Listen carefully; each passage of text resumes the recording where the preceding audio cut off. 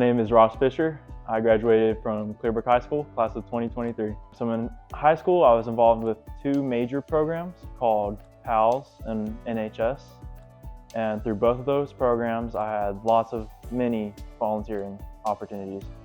Through PALS, we had a paper good drive for a women's shelter and just overall giving our time away to kids that need someone there for them. And then similarly to NHS, we had a program in that called Unified Partners.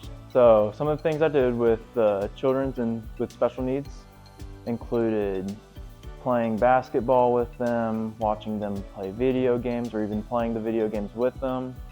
A couple of days we played Just Dance with them. That was really fun. But I had this one friend named Troy and spent a lot of time playing basketball with him.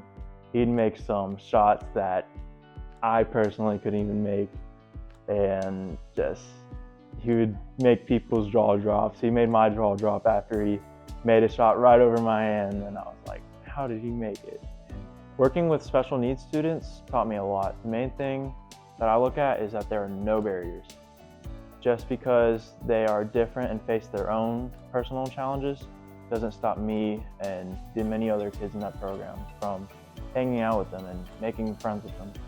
So although my father passed in the 6th grade, and in that middle school and high school time is about the time that you look up to him the most, during his time that I had with him, he taught me a lot, and I carried lots of those things that he taught me throughout middle school and high school. And he helped, although he wasn't there for me, he still helped me throughout the long journey. My dad and I did lots of stuff together.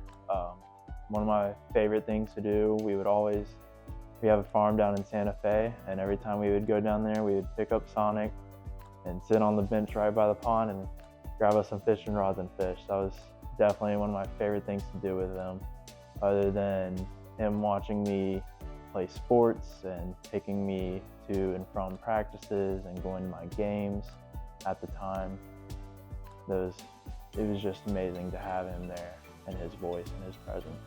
The overall Project Joy and Hope scholarship ceremony was beautiful. Being able to have all my family and friends there, and being able to remember my dad and all the other kids there too, and being able to see their tough times and what they had to go through. It was just amazing.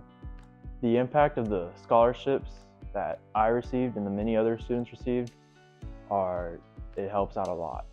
And without all the generous donors that donate to Project Joy and Hope, it wouldn't be possible. So I'm really grateful for those donors. I hope they continue to do so in the years future.